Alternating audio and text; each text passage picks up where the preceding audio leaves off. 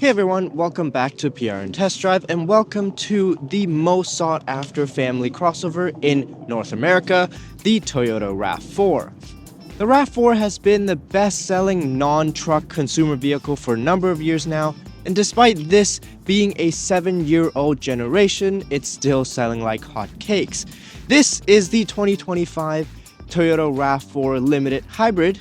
Let's take a look around. Just like the Lexus RX we tested last week, the Toyota RAV4 comes in a ton of different trims. There's gas models, hybrid models, plug-in hybrid models, and each of them have their own trim range. The base model gas version starts at about 35,000 Canadian dollars, and the loaded plug-in version tops out at about 64,000. This one right here is the limited trim, so it's the top of the hybrid trims, and it will set you back about 50 grand. Under the hood, the RAV4 Hybrid is powered by a 2.5-liter naturally aspirated Atkinson cycle 4-cylinder engine paired with 3 electric motors to produce a combined 219 horsepower. This engine also features the D4S system, which means it's both port injected and direct injected. Power to the front wheel is routed through an eCVT transmission.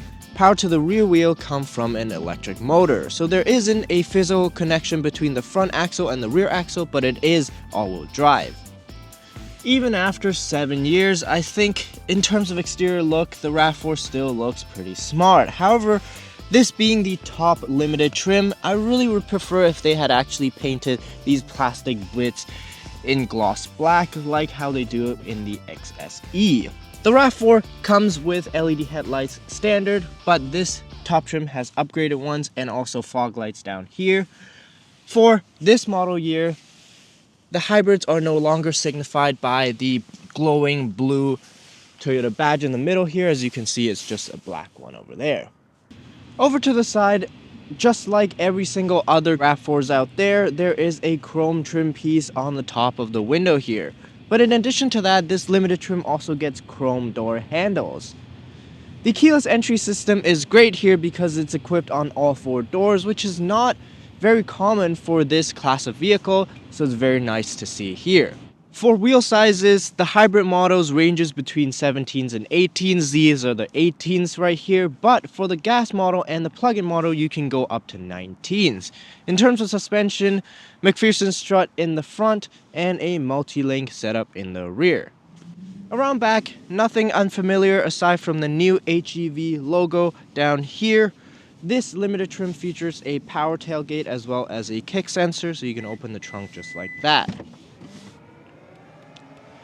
In terms of trunk space, an excellent amount. It is very similar to what you would get from a CR-V hybrid. There is a spare tire underneath the trunk floor, which is great, not just a fix-a-flat kit. You can also store your privacy cover down here, so that's even better. Unfortunately, there isn't a dedicated button or a latch here in the trunk area to fold down the rear seats. For that, you would need to go to the side of the door, or if you're taller, you might be able to reach the latch here and fold down the seats just like that. But as you can see, it's not the easiest thing to do.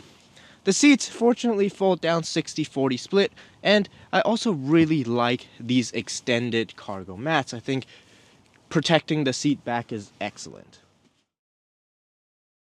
Jumping inside, this limited trim feature beige Softex synthetic leather materials as interior. You also have the option to choose a gray, light gray interior or a black interior. Space-wise, it's really good here. You get tons of legroom and tons of headroom, especially because there isn't a panoramic sunroof available in Canada. This is great. But compared to a CR-V, that gets a little bit more legroom. You also get a couple of reclination adjustment points here for your rear seats, and surprisingly, a ton of Softex synthetic leather material even on the door panel here, which in my opinion is quite refreshing to see in 2025. Fun fact, only the limited trim gets rear heated seats. The front seats of the RAV4 feels pretty comfortable. This trim is equipped with driver memory seat, and they also have ventilated and heated functions.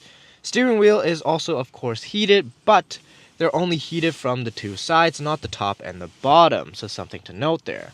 One thing that I found pretty weird for this limited interior is the brown accent trim pieces around the cup holders, around the wireless charger, and underneath this shelf kind of situation. At first I was like, oh, it doesn't really match the beige interior, but I guess it works. But as I discovered, even if you option for the light gray interior or the black interior, they're all still brown, which I think is a little odd.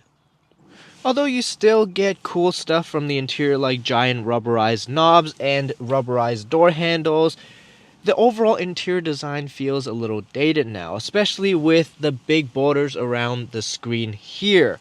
However, with that said, the tech is still pretty good. You get a fully digital instrument cluster, which displays a ton of information, an infotainment screen that has support for wireless Android Auto and wireless Apple CarPlay, along with a digital rearview mirror.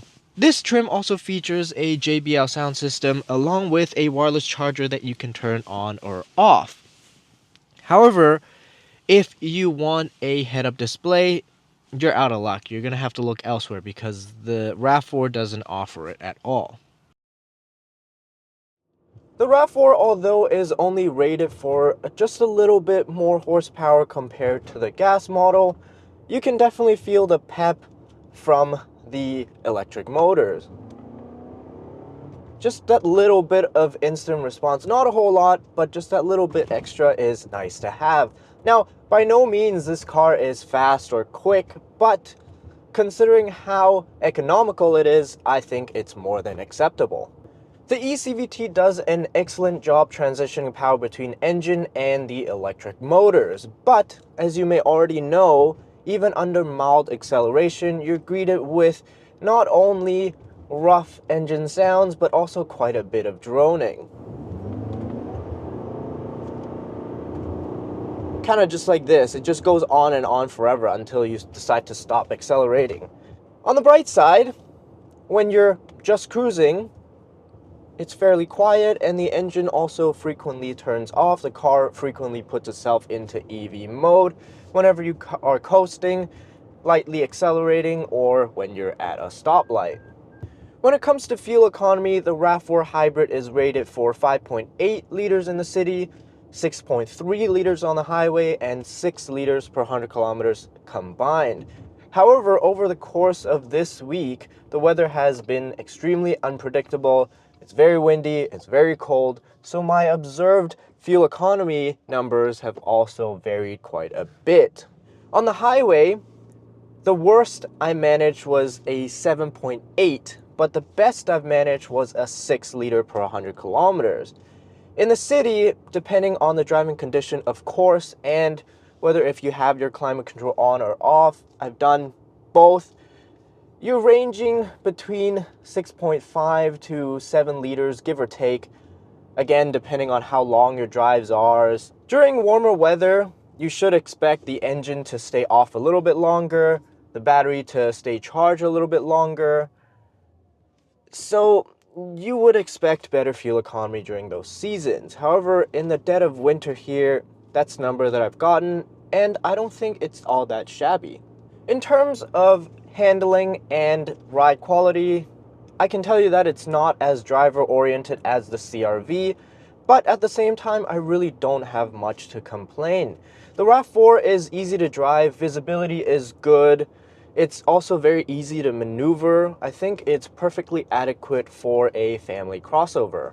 The last area I want to discuss is the safety tech systems. The RAV4 Hybrid is equipped with Toyota Safety Sense 2.5, but not the latest 3.0 versions.